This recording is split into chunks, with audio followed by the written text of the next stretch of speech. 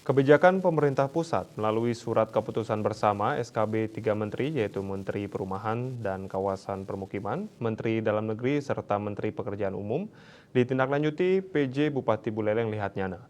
Ia memastikan layanan pengurusan persetujuan bangunan gedung PBG di Kabupaten Buleleng tuntas dalam waktu 30 menit.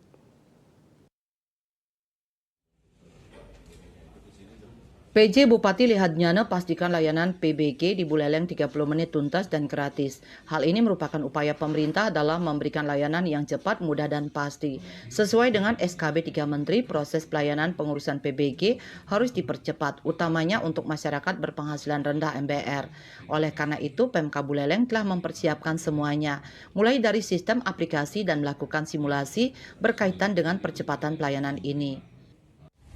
Bahwa bagi masyarakat berpenghasilan rendah yang mengurus PBG-nya dan mengurus transaksi BPHTB-nya itu dibebaskan dari biaya. Itu pun bagi kami dan harapan pemerintah belumlah cukup.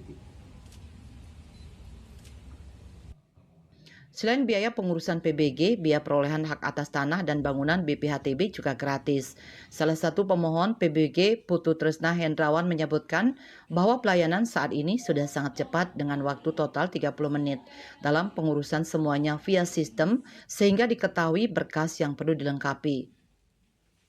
BPHTB juga bebas kan Pak ya? Iya. BPHTB bebas juga, terima kasih Pak. Sudah kami masyarakat berpenghasilan rendah ini sudah diberikan jalan untuk bisa memiliki rumah dengan tanpa nihil pajak kan BPHTB Pak ya. Makasih Pak.